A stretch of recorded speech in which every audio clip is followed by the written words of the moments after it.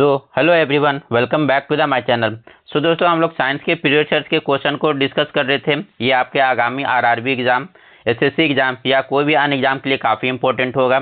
तो दोस्तों, आप लोग वीडियो को अंत तक जरूर देखें। बाकी दोस्तों, अगर ये वीडियो आपको अच्छा लगे तो वीडियो पर एक लाइक और एक कमेंट जरूर कर दें। वीडियो को ज़्यादा से ज़्यादा अपने दोस्तों को साथ शेयर करें और जो लोग चैनल पर नए आ रहे हैं चैनल को सब्सक्राइब करना ना भूलें। तो चलिए आज के इस वीडियो को स्टार्ट करते हैं। सो यहाँ पर जो हमारा आज का पहला क्वेश्चन है, दंत लवक यानी जो दांत का एनामेल भाग होता है वो किसका बना होता है। तो दांत का जो एनामेल वाला पार्ट होता है दोस्तों, ये किसका बना होता है? पोटेशियम फास्फेट का, कैल्शियम फास्फेट का, फेरस सल्फेट का या सोडियम फास्फेट का। तो ये जो एनामेल है दोस्तों, ये कैल्शियम फास्फेट का बना होता है, यानी जहाँ करेक्ट आंसर होगा ऑप्शन बी होगा। जैसा कि दोस्तों आपको पता है कि दांत का जो है विभिन्न लेयर होता है। जैसे ये हमारा दांत हो गया, दांत का जो सबसे आउटर लेयर होता है दोस्तों, दांत का जो सबसे आउटर लेयर क्या होता है? तो दांत का सबसे आउटर लेयर को हम लोग कहते हैं एनामेल। ठीक है, तो याद रखिएगा एनामेल क्या है, ये हमारे दांत का सबसे आउटर लेयर है। साथ ही साथ ये हमारे दांत का सबसे मजबूत भाग भी है। ठीक है, अगर पूछा जाए कि दांत का सबसे मजबूत भाग कौन सा होता है तो एनामेल। ठीक है, तो ये दोनों बात को याद रखिएगा। इसके अलावा ये जो एनामेल है ये किसका बना होता है? ये बना होता है दोस्तों आपका कैल्शियम फास्फेट का। उसके बाद जो दूसरा लेयर होता है दोस्तों दांत का, उसे हम लोग कहते हैं प्रोडेंट। ठीक है, याद रखिए दांत का जो दूसरा लेयर है उसे क्या कहते हैं? प्रोडेंट। अब ये जो प्रोडेंट है दोस्तों, यही प्रोडेंट में जो हमारा दांत का जो सड़न होता है या क्षरण होता है, ये कहाँ पर होता है? तो ये आपका प्रोडेंट में होता है। ठीक है, तो याद रखिएगा दांतों में जो सड़न ये या क्षरण होता है ये कहाँ पर होता है? तो प्रोडेंट में होता है। और दांतों का जो सड़न या क्षरण कब होना स्टार्ट होता है? जब दांत का जो पीएच वैल्यू वो कितना से कम हो जाए, तो 5.5 से जब कम हो जाता है दांत का पीएच वैल्यू, वहां से जो है आपका दांतों का सड़न जो है स्टार्ट हो जाता है। उसके अलावा जो दांत का अगला पार्ट होता है दोस्तों, उसे हम लोग कहते हैं पल्प, PULP। ठीक है, पल्प। अब ये पल्प क्या है दोस्तों? तो ये पल्प जो है हमारे दांत में जो भी गर्माहट या सेंसिटिविटी फील होता है, ये इसी के वजह से फील होता है, पल्प के वजह से। ठीक है, जैसे आपको दांत में झंझनाहट, कभी अचानक से ठंडा पानी या गर्म पानी पी लेते हैं तो वो आपको झंझनाहट महसूस होता है, तो वो कहाँ पर होता है? तो पल्प में होता है। अब ये दोस्तों पल्प में ऐसा क्यों होता है? क्योंकि ये जो पल्प है दोस्तों, ये हमारे ब्रेन से कनेक्टेड होता है और इसी दांत की इसी पार्ट में जो है ये ब्लड का सप्लाई होता है। ठीक है, तो ये बात याद रखिएगा, दांत के किस भाग में जो है ब्लड का सप्लाई होता है? तो पल्प में। और दांत का कौन सा भाग जो है ब्रेन से कनेक्टेड होता है? पल्प होता है। और दांत के कौन से भाग में हमें सेंसिटिविटी फील होता है? तो ये पल्प में। तो इन सारे इंफॉर्मेशन को दांत से रिलेटेड जरूर याद रखिएगा। बाकी यहाँ पर जो आंसर हमारा हो जाएगा, जो एनामेल है वो किसका बना होता है? कैल्शियम फास्फेट का बना होता है। तो चलिए नेक्स्ट क्वेश्चन देखते हैं हम लोग। नेक्स्ट क्वेश्चन क्या है हमारा? नेक्स्ट क्वेश्चन जो है, फास्फोरस की परमाणुकता क्या होती है? तो फास्फोरस की परमाणुकता यानी दोस्तों इसका एटोमिसिटी के बारे में पूछ रहा था। ठीक है, एटोमिसिटी, फास्फोरस की एटोमिसिटी कितनी होती है? तो फास्फोरस दोस्तों आप देखते हैं कि ये P4 लिखा था। ठीक है, तो इसका मतलब जो फास्फोरस का जो परमाणुकता होगी ये चतुष्परमाणिक हो जाएगी, यानी करेक्ट आंसर होगा ऑप्शन डी हो जाएगा। ठीक है, याद रखिएगा फास्फोरस की परमाणुकता कितनी है? तो चतुष्परमाणिक है। उसके बाद अलावा दोस्तों एक क्वेश्चन इसमें और भी पूछा जाता है कि फास्फोरस का खोज किसके द्वारा किया गया था। ये क्वेश्चन आपको भी आरआरबी के पीरियड सर्च के एग्जाम में मिल जाएगा। तो फास्फोरस का जो खोज है दोस्तों हेनिंग ब्रांड के द्वारा किया गया था। याद रखिएगा फास्फोरस का खोज जो है ये किसके द्वारा किया गया था? तो हेनिंग ब्रांड के द्वारा जो है फास्फोरस का खोज किया गया था।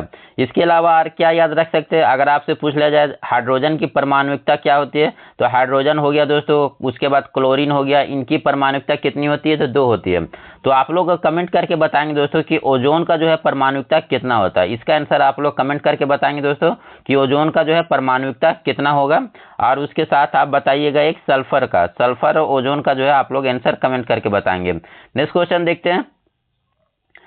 नेक्स्ट क्वेश्चन है हमारा, गुरुत्वाकर्षण बल डैश वस्तु के बीच मौजूद होता है। तो यहाँ पर ये गुरुत्वाकर्षण बल से रिलेटेड पूछ रहा है कि गुरुत्वाकर्षण बल जो है डैश है वस्तुओं के बीच मौजूद होता है, परंतु इसे तब तक महसूस नहीं किया जा सकता जब तक कि वस्तुओं का द्रव्यमान बहुत अधिक हो, जैसे कि ग्रह में नहीं होता। ठीक है, तो यहाँ पर ये सीधा सीधा पूछ रहा है दोस्तों कि गुरुत्वाकर्षण बल जो है किन वस्तुओं के बीच मौजूद होता है। तो गुरुत्वाकर्षण बल जो है दोस्तों ब्रह्मांड के सभी वस्तुओं में मौजूद होता है, यानी जो आप करेक्ट आंसर होगा ऑप्शन बी हो जाएगा। ठीक है, गुरुत्वाकर्षण बल जो है ब्रह्मांड के सभी प्रत्येक वस्तुओं के बीच में मौजूद होगा और इसे हम लोग जब तक नहीं फील कर पाएंगे जब तक जो है एक वस्तु दूसरे दूसरे वस्तु से अधिक द्रव्यमान वाला ना हो, ठीक है, तभी हम इसको फील कर पाएंगे, नहीं तो अन्यथा नहीं फील कर पाएंगे। उसके अलावा दोस्तों गुरुत्वाकर्षण से रिलेटेड और क्या याद रख सकते हैं, जैसे आपका ये पूछ लिया जाए कि ये जो गुरुत्वाकर्षण है इसका खोज किसके द्वारा किया गया था, तो इसका खोज दोस्तों न्यूटन के द्वारा किया गया था। यहाँ पर जो है गुरुत्वाकर्षण जो है एफ, यहाँ पर जो है एफ का फॉर्मूला भी आपसे कभी कभी पूछ लिया जाता है, तो G=m1 × m2 r का स्क्वायर, ठीक है, तो ये याद रखिएगा। यहाँ से फिर आपका जो जी का वैल्यू है, जी का वैल्यू भी आपसे क्वेश्चन में पूछ लिया जाता है, तो जी का वैल्यू कितना होता है, ये 6.67 × 10⁻⁻11 metre square newton metre square पर केजी स्क्वायर। तो इसका आप ये फॉर्मूला याद रखिएगा, या इसका जो आपका वैल्यू है बड़ा जी का वैल्यू 6.67 × 10⁻⁻11 न्यूटन मीटर स्क्वायर पर केजी स्क्वायर जो है इस जी का वैल्यू होता है। नेक्स्ट क्वेश्चन देखते हैं।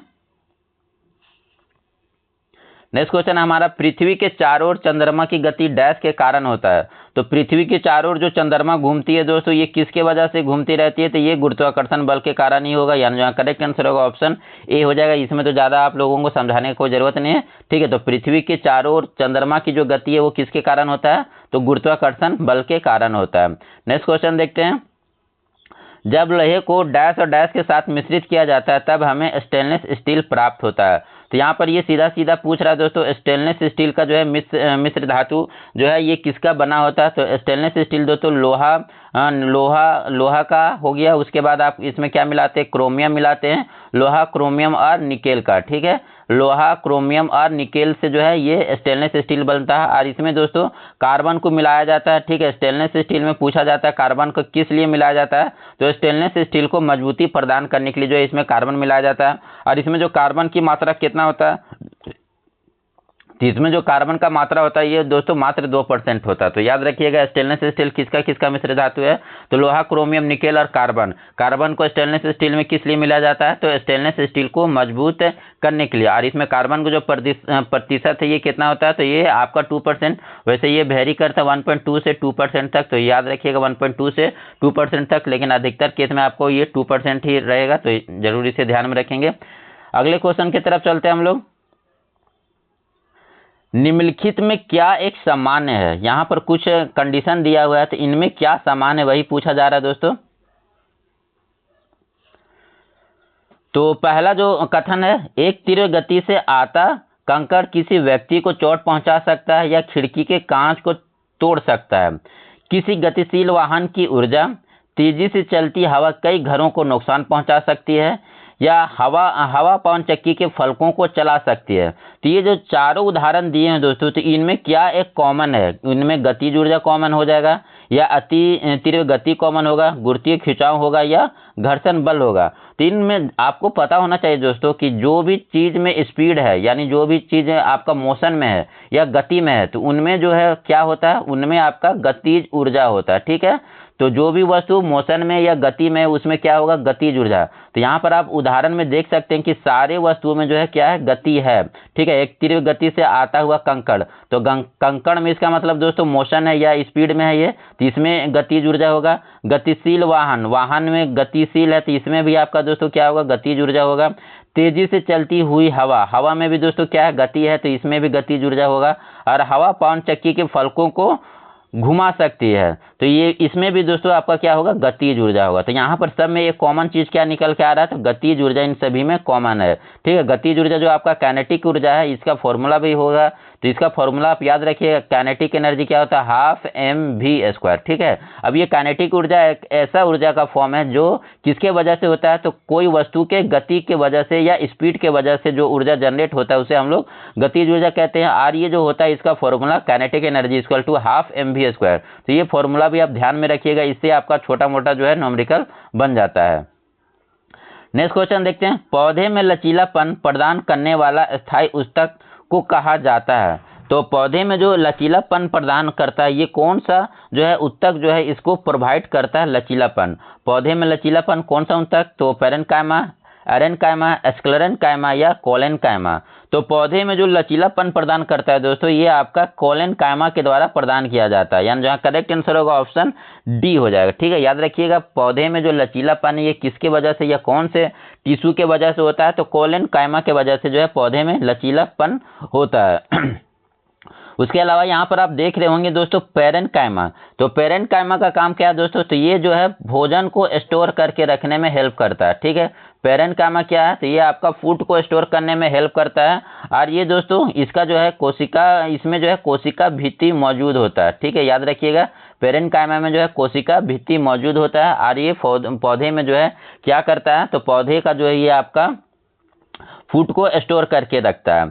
उसके बाद बात किया जाए, यहाँ पर एक आता है दोस्तों स्क्लेरेनकाइमा।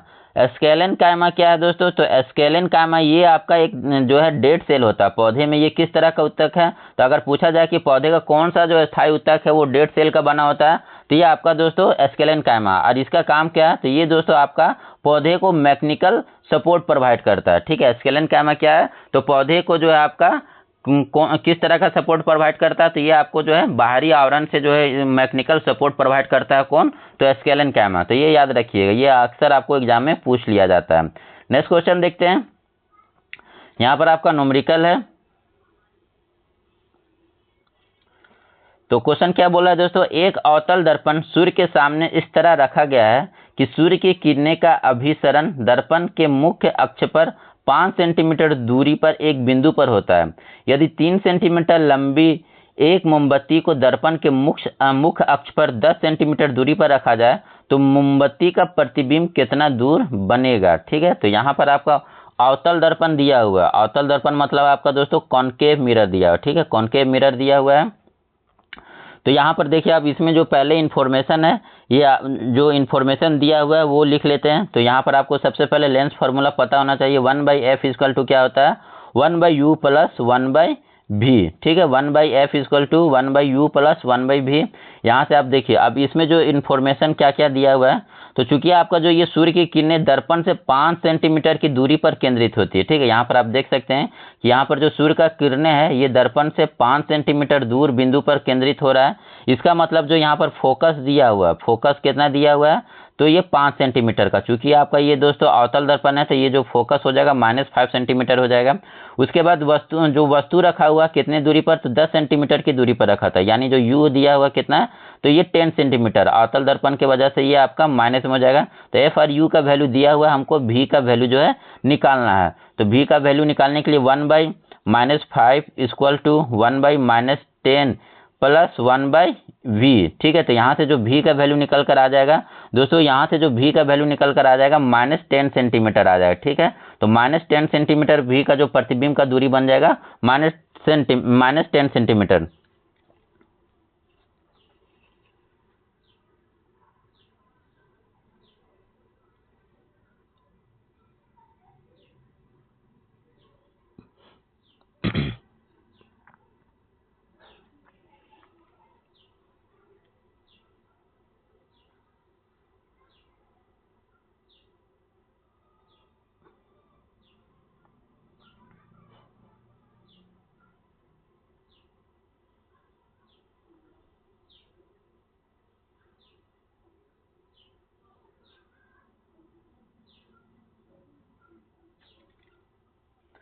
तो यहाँ पर जो आपका करेक्ट आंसर हो जाएगा दोस्तों, आपका ऑप्शन सी हो जाएगा करेक्ट आंसर। यहाँ पर जो आपका v का वैल्यू है -10 सेंटीमीटर अवतल दर्पण है। ठीक है, तो यहाँ पर -10 आएगा, लेकिन ऑप्शन में 10 दिया, तो आप यहाँ पर करेक्ट आंसर ऑप्शन सी मान लेंगे। नेक्स्ट क्वेश्चन देखते हैं, निम्नलिखित में कौन सी ऊर्जा गति के साथ बढ़ती है। तो अभी हम लोग आपको समझाएं दोस्तों कि जो गतिज ऊर्जा है उसमें जो है हमेशा आपका मोशन या वस्तु जो है स्पीड में होगा। तो यहाँ पर जो आपका करेक्ट आंसर होगा गतिज ऊर्जा, इसमें जो है ये गति के साथ बढ़ेगा। ठीक है, जितना ज़्यादा उसका वेलोसिटी बढ़ेगा उतना ही ज़्यादा इसमें गतिज ऊर्जा आएगा। यहाँ पर एक ऊर्जा आप देख पा रहे हैं दोस्तों, स्थितिज ऊर्जा। तो ये पोटेंशियल एनर्जी या स्थितिज ऊर्जा क्या है दोस्तों, तो वैसे एनर्जी जो वस्तु के पोजीशन के वजह से चेंज होगा। यानी वस्तु जब हाइट में ऊपर या नीचे होगा तो उसके वजह से जो ऊर्जा में चेंज होगा, तो उस तरह की ऊर्जा को हम लोग क्या कहेंगे, स्थितिज ऊर्जा कहेंगे। ठीक है, और स्थितिज ऊर्जा का जो आपका फॉर्मूला भी याद रखिए दोस्तों, पोटेंशियल एनर्जी जो होता है ये क्या होता है, तो mgh होता है। ठीक है, पोटेंशियल एनर्जी का वैल्यू क्या होता है, mgh होता है। मास आपका ये कांस्टेंट है, g का वैल्यू भी कांस्टेंट है। इसका मतलब जो पोटेंशियल एनर्जी है ये किस पर डिपेंड करेगा, हाइट पर डिपेंड करेगा। हाइट अगर बढ़ेगा तो पोटेंशियल एनर्जी भी बढ़ेगा, हाइट अगर घटेगा तो पोटेंशियल एनर्जी भी आपका घटेगा। ठीक है, तो ये याद रखिएगा। नेक्स्ट क्वेश्चन देखते हैं, सिलिका जो है ये किस में घुल जाता है। ठीक है, सिलिका जो है ये किस में घुल जाएगा, तो HNO3 में, H2SO4 में, HCl में या HF में। HF आपका कौन सा अम्ल होता है दोस्तों? तो ये आपका हाइड्रोफ्लोरिक एसिड होता है। तो ये जो सिलिका है दोस्तों, ये आपका घुल जाएगा हाइड्रोफ्लोरिक अम्ल में, यानी जो करेक्ट आंसर होगा ऑप्शन डी हो जाएगा। कभी कभी से आपसे क्वेश्चन एक पूछा जाता है कि आपका जो सोना है, ठीक है, सोना या आभूषण होता है, सोने के आभूषण या चांदी के आभूषण, ये कौन से सॉल्यूशन में घुल जाते हैं? सोने या चांदी का जो आभूषण है ये दोस्तों कौन से सॉल्यूशन में घुल जाते हैं? तो ये दोस्तों आपका एक एक्वा रेजिया नाम के सॉल्यूशन होता है, ठीक है, एक्वा रेजिया नाम का एक सॉल्यूशन होता है जो आपका सोना और चांदी के आभूषण को अपने अंदर घोल लेता है। अब एक्वा रेजिया सॉल्यूशन दोस्तों ये आपका किसका बना होता है? तो ये आपका HNO3 प्लस HCl का जो है ये सॉल्यूशन होता है, ठीक है। एक्वा रेजिया सॉल्यूशन किसका बना होता है? तो HNO3 का और आपका किसका? तो HCl का, जिसमें जो HNO3 कितना पार्ट होता है? तो इसमें एक जो भाग होता है HNO3 होता है और 3 पार्ट जो होता है आपका HCl होता है। तो ये याद रखिएगा, एक्वा रेजिया सॉल्यूशन में जो है HCl का कितना भाग होता है? तो 3 भाग होता है, और HNO3 का कितना भाग होता है? तो 1 भाग होता है, ठीक है। तो ये याद रखिएगा। उसके बाद आपका दोस्तों यहाँ पर और कुछ अम्ल देख पा रहे होंगे, जैसे आपका हो गया HNO3 को हम लोग क्या बोलते हैं? नाइट्रिक एसिड बोलते हैं, ठीक है, नाइट्रिक एसिड बोलते हैं HNO3 को। अब इसका जो यूज कहाँ पर हो सकता है दोस्तों? तो ये जो आपका एक तो एसिडिक आपका जो रेन होता है, एसिड अम्ल वर्षा, तो अम्ल वर्षा में ये HNO3 ही होता है। उसके अलावा दोस्तों ये रंगहीन तरल होता है, जिसका उपयोग आपका उर्वरक में और विस्फोटक में भी किया जाता है, ठीक है। उसके बाद आपका जो है H2SO4 को हम लोग क्या कहते हैं दोस्तों? तो H2SO4 को हम लोग कहते हैं सल्फ्यूरिक एसिड, ठीक है, सल्फ्यूरिक एसिड। ये भी आपका जो है एसिड रेन में आता है, और इसमें जो आपका दोस्तों ये कहाँ पर? तो कार का जो बैटरी होता है, कार के बैटरी में कौन सा अम्ल यूज किया जाता है? तो कार के बैटरी में आपका दोस्तों ये H2SO4 का यूज किया जाता है। उसके बाद यहाँ पर जो आपका HCl नजर आ रहा है, तो HCl आपका कौन सा है? तो हाइड्रोजन अम्ल या हाइड्रोक्लोरिक अम्ल होता है। और ये कहाँ पर पाया जाता है दोस्तों? तो ये जो हमारा पेट होता है, पेट में ये पाया जाता है, और ये जो है हमारे भोजन में अनवांटेड जो बैक्टीरिया होते हैं उसको जो है मारने का काम करता है HCl। तो ये यहाँ पर ये HCl का यूज हो जाएगा। नेक्स्ट क्वेश्चन देखते हैं कि ये भी आपका न्यूमेरिकल है दोस्तों। विद्युत बल्ब का एक फिलामेंट के द्वारा 9 मिनट में 0.75 एम्पियर की धारा ली जाती है, तो धारा के माध्यम से प्रवाहित होने वाला विद्युत आवेश की मात्रा क्या है? तो यहाँ पर आपका दोस्तों टाइम का वैल्यू दिया हुआ है, टाइम कितना दिया हुआ है? 9 मिनट दिया हुआ है। उसके बाद इसमें एम्पियर यानी कितना करंट प्रवाहित हो रहा है? तो 0.75 एम्पियर जो है इसमें करंट निकल रहा है। तो यहाँ पर पूछ रहा है आवेश, यानी जो आपका Q का वैल्यू कितना हो जाएगा? तो यहाँ पर आपको फॉर्मूला छोटा सा याद जो होना चाहिए, तो जो करंट I इक्वल टू होता है, क्या होता है? Q इंटू टी, ठीक है, पर तो आवेश पर यूनिट सेकेंड, पर टाइम सेकेंड पर जो चार्ज फ्लो होता है उसी को हम लोग कहते हैं करंट।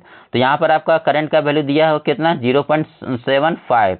उसके बाद Q निकालना है 9 मिनट, 9 मिनट को हम लोग सेकेंड में चेंज कर देंगे, तो ये आपका 540 सेकेंड हो जाएगा। तो आपका 0.75 इंटू 540, तो इसको आप मल्टीप्लाइड कर लीजिएगा, तो ये आपका लगभग कितना आ जाएगा? 5 के 20, ये आपका लगभग दोस्तों 240 या 270 के आसपास आ जाएगा। तो आप देख लीजिएगा इसको। नेक्स्ट क्वेश्चन देखते हैं। वह शब्द जो शारीरिक विशेषता को दर्शाता है, तो वह कौन सा शब्द है जो शारीरिक विशेषता को दर्शाता है? तो ये दोस्तों आप जाएगा फिनोटाइप हो जाएगा, ठीक है। फिनोटाइप क्या है? ये हमारे शारीरिक विशेषता को दर्शाता है। फिनोटाइप मतलब जो होता है वैसा चीज जो आपका फिजिकल अपीयरेंस को बताता है, ठीक है, वस्तु के जो है भौतिक आकार को या भौतिक अपीयरेंस को जो बताता है उसे हम लोग फिनोटाइप कहते हैं, ठीक है। तो याद रखिएगा, वह सब जो शारीरिक विशेषता को दर्शाता है उसे हम लोग क्या कहेंगे? फिनोटाइप कहेंगे। नेक्स्ट क्वेश्चन देखते हैं। जब प्रयुक्त बल की दिशा वस्तु के गतिशील होने की दिशा एक दूसरे के लंबवत हो, तो यहाँ पर ये पूछ रहा है दोस्तों, जब बल जो है प्रयुक्त जो बल है वो वस्तु के गतिशील होने की दिशा के एक दूसरे के लंबवत है, तब वहां पर उस कंडीशन में क्या होगा? तो यहाँ पर आपको पता होना चाहिए दोस्तों, वर्क जो होता है ये क्या होता है? तो वर्क इक्वल टू होता है फोर्स इंटू डिस्प्लेसमेंट, और इसके साथ अगर हम लोग स्टैंडर्ड फॉर्म में लिखें तो force into displacement into cos theta. तो यहाँ पर पूछ रहा है दोस्तों, ये क्या बोला कि जब प्रयुक्त बल जो है, प्रयुक्त बल की दिशा और वस्तु गतिशील होने की दिशा एक दूसरे पर लंबवत है, यानी जिस डायरेक्शन में फोर्स लग रहा है उसके जो है लंबवत जो है इसका डिस्प्लेसमेंट हो रहा है, तो उस कंडीशन में क्या होगा? तो अगर हम मान लीजिए ये आपका फोर्स लगा है उसके बाद जो डिस्प्लेसमेंट हुआ है वो एक दूसरे के लंबवत है, यानी जो थीटा का वैल्यू है ये 90 डिग्री होगा। और आपको पता है जो कॉस 90 डिग्री कितना होता है, 0 होता है। यानी इसका मतलब ये हो गया दोस्तों, जो वर्क डन होगा वो 0 होगा। कौन से कंडीशन में? जब प्रयुक्त बल की दिशा और गतिशील होने की जो दिशा है वो एक दूसरे के लंबवत हो जाएगा, तो वहां पर आपका जो वर्क डन होगा वो 0 हो जाएगा। यानी जहां हमारा करेक्ट आंसर होगा ऑप्शन बी हो जाएगा। यहाँ पर इस स्थिति में जो है कोई भी कार्य नहीं होगा। नेक्स्ट क्वेश्चन देखते हैं। एक ही समूह में तत्वों के समान होते हैं।